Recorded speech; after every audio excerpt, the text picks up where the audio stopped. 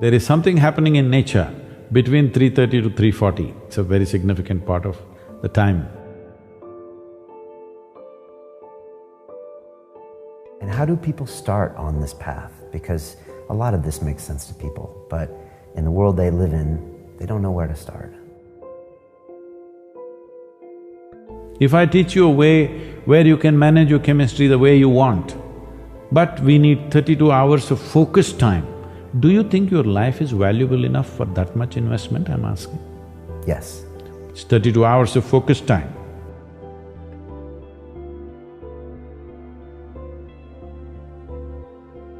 Every human being wants his life enhanced. If you don't show them proper ways to enhance, they will find shortcuts. See, a man who goes to the bar and a man who goes to a church or a temple or whatever, they're seeking the same thing. They're trying to enhance their life, isn't it? If you do not show them a proper way, they will take whatever ways are available on the street, that's all. You want to go forward, but it sets you backward. Your intelligence has turned against you, that's all. If your intelligence was working for you, would you create blissfulness or misery? 80 to 85% of the population today is on alcohol or some kind of drug. We have come to a place where to grow our food, we need chemicals. To be healthful, we need chemicals. Today 70% of the population is on prescription medication of some sort. To be peaceful, we need chemicals. To be joyful, we need chemicals. To be ecstatic, of course you have ecstasy. So we are going towards chemicals in a huge way. The water that you drink is full of chemicals, the air that you breathe is like that, and the food that you eat is like that. So if 90% of humanity goes into chemical consumption, consciously or unconsciously, if they consume a lot of it, the next generation that we produce will be of a lesser quality than who we are. That's a crime against humanity. So right now, chemical is the net. It's not another trapeze, it's a net that you can fall into and people experience their own little heaven. Well, it ruins you in so many ways. The important thing about life, whether it's a grasshopper out there or you, both of us are striving to be the fullest possible life that we can be. A grasshopper is trying to be a full-fledged grasshopper, a human being is trying to be a full-fledged human being. So similarly for a human being, if you take away any of his faculties in any way, even temporarily, have you enhanced his life? So intoxication is just that, it is taking away your faculties for a period of time, but if you continuously do it, it'll take it away for your life.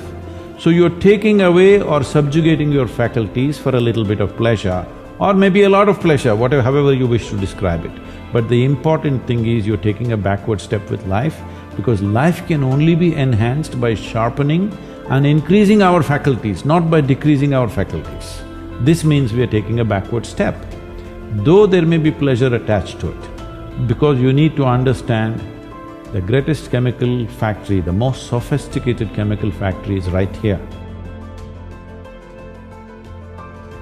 If you are a great manager, you will produce what you want from this.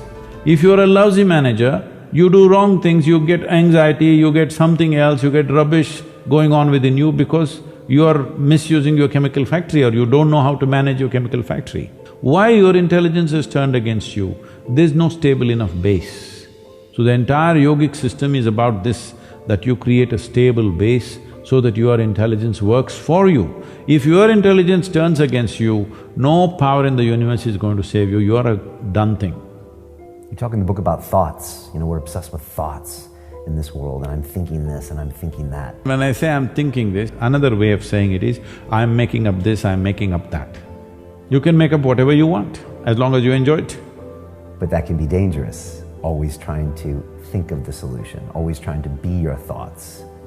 If you become what you make up, unfortunate, isn't it? Your thoughts belong to you or you belong to the thoughts, you must make up your mind. All human experience comes from within, isn't it?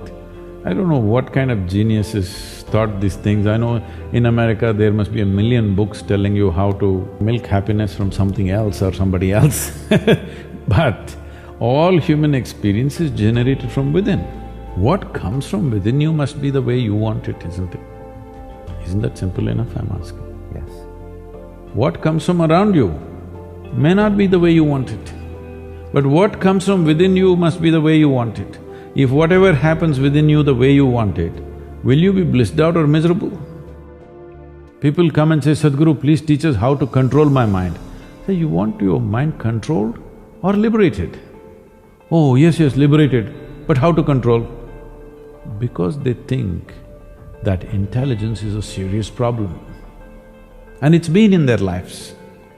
So what is the solution? If you remove a part of your brain, you will be fine. You're essentially complaining, I wish I had the brain of an earthworm, this human brain I'm not able to handle. Yes, that is a fact. Charles Darwin said that you evolved out of a monkey. You were a monkey, then you became a man. The DNA difference between a chimpanzee and you is only 1.23%. So in that sense, physiologically you're only 1.23% away from a chimpanzee. Not a big difference, isn't it? A shade. It's just a shade of difference. But in terms of intelligence and awareness, you are worlds apart from a chimpanzee. So your problem is just this, you have an intelligence for which you don't have a stable enough platform. If I teach you a way where you can manage your chemistry the way you want, but we need 32 hours of focused time, do you think your life is valuable enough for that much investment, I'm asking? Yes. Then you must invest, that's what is called inner engineering program. It's 32 hours of focused time. We can format it in different ways, but that much investment has to go in. The youth of today should get little more in terms of physical activity, little more into nature, maybe climb a mountain, maybe swim in the lake. How will a young person gain strength, courage, learn to handle many things if you don't do something little unpredictable? Everything is a set track. It's not good. And do you think people these days are missing that relationship with their own body? Maybe we start there. What is yoga? The word yoga means union. Union means whether you are aware of it or you're not aware of it, right now you're happening here as a part of everything else. What the trees exhale, you're inhaling, what you exhale, the trees are inhaling. Not just on the level of respiration, on all levels this is happening. What you think as myself is just a psychological boundary that you have set up. So yoga means consciously obliterating the boundaries of your individuality. So if you sit here, if you experience everything around you as myself, this is yoga. If you experienced all this as myself, do you need morality? Did anybody teach you out of these 5 fingers, this is a small finger, don't cut it off? Is there a morality needed like that? Anything that you feel is a part of yourself, with that you don't need any values, ethics, morals, nothing, because it's a part of you. This is what yoga means. You experience everything as a part of you. When somebody experiences the whole universe as a part of himself, then we say he is a yogi. It is the science of aligning your geometry, your individual geometry with the cosmic geometry. When geometry is congruent with something larger, it becomes like that, it functions like that, it makes you experience yourself like that. So in that sense, you're trying to reorganize your geometry so that it's congruent to the larger or cosmic geometry. Once I started doing simple physical yoga, within a month or two, it doesn't matter where I am till today, morning 3:30 to 3:40, within those 10 minutes I always come awake. There is something happening in nature between 3:30 to 3:40. It's called Brahma Muhurtam in yoga, it's a very significant part of the time. So when that happens, your body just comes awake. It happens to everybody, but they don't notice it. So like this, many changes happen simply because simple yoga. So that's why I'm constantly reminding people, it doesn't matter for what reason you do the right things. Even for wrong reasons, if you do the right things will happen to you. Now it's simple, that doesn't mean it's easy. Well, it's not difficult either. See, most people understand complexity as intelligence. If they make themselves difficult, they are supposed to be intelligent. Making a simple thing difficult is not intelligence. Making a very complex thing simple is intelligence, isn't it? So wrong sense of intelligence, idea of intelligence has entered people's minds.